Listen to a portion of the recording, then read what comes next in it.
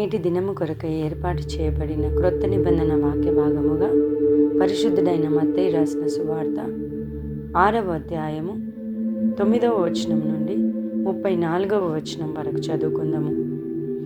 కాబట్టి మీరిలాగు ప్రార్థన చేయుడి. పరలోకమందున్న మా తండ్రి, నీ నామం పరిశుద్ధపరచబడును గాక, నీ రాజ్యం వచ్చును గాక, నీ చిత్తం పరలోకమందు నెరవేర్చున్నట్లు భూమి అందును నెరవేరును గాక. మా అనుదిన ఆహారము నేడు మాకు దయచేయము. మా రుణస్థులను మేము క్షమించి ఉన్న ప్రకారము మా రుణములు క్షమించుము. మమ్మను శోధనలోకి తేక దుష్టి నుండి మమ్మను తప్పించుము.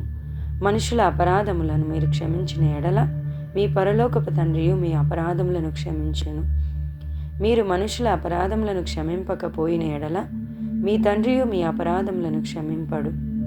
మీరు ఉపవాసం చేయనప్పుడు వేషధారుల వలె దుఃఖముఖులై ఉండకుడి. తాము ఉపవాసం చేయుచున్నట్టు మనుషులకు కనబడవలెనని వారు తమ ముఖములను వికారము చేసుకొందురు. వారు తమ ఫలము పొంది ఉన్నారని నిశ్చయముగా మీతో చెప్పుచున్నాను. ఉపవాసం చేయుచున్నట్టు మనుషులకు కనబడవలెనని కాక రహస్యమందున నీ తండ్రికే కనబడవలెనని నీవు ఉపవాసం చేయుచున్నప్పుడు నీ తల అంటుకొని నీ ముఖము కడుక్కొనుము. అప్పుడు రహస్యమందు చూచుచున్న నీ తండ్రి నీకు ప్రతిఫలమిచ్చును. భూమి మీద మీ కొరకు ధనమును కూర్చుకొనవద్దు. ఇక్కడ చిమ్మెటయు తుప్పును తినివేయును, దొంగలు కన్నము వేసి దొంగిలెదరు. పరలోకమందు మీ కొరకు ధనము కూర్చుకొనడి. అచ్చట చిమ్మెట అయినను తుప్పైనను దాన్ని తినివేయదు, దొంగలు కన్నము వేసి దొంగిలరు. నీ ధనం ఎక్కడ నుండునో అక్కడనే నీ హృదయం ఉండును.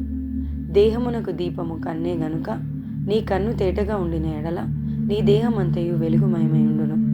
నీ కన్ను చెడినదైతే నీ దేహమంతయు చీకటిమయమై ఉండును. నీలోనున్న వెలుగు చీకటి అయి ఉండిన ఎడల ఆ చీకటి ఎంతో గొప్పది. ఎవడును ఇద్దరి యజమానులకు దాసుడుగా ఉండనేరాడు. అతడు ఒకని ద్వేషించి ఒకని ప్రేమించును, లేదా ఒకని పక్షముగా నుండి ఒకని తృణీకరించును. మీరు దేవునికిని సిరికిని దాసులుగా ఉండనేరరు.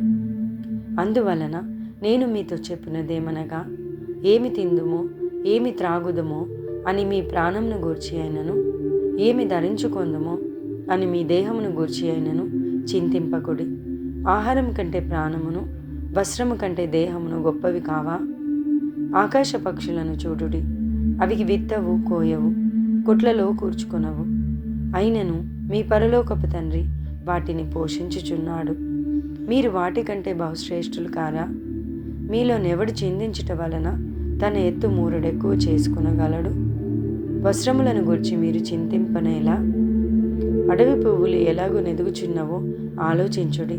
అవి కష్టపడవు, వడకవు, అయినను తన సమస్త వైభవముతో కూడిన సొలొమోను సహితము వీటిలో నొకదాని వలెనైనను అలంకరింపబడలేదు.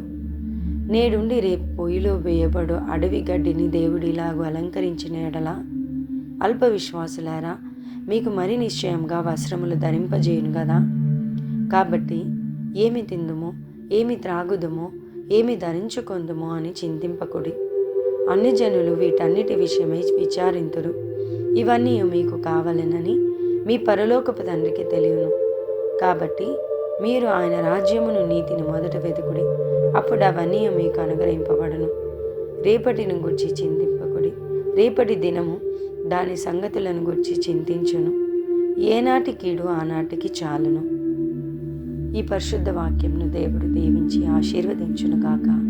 ఆమేన్.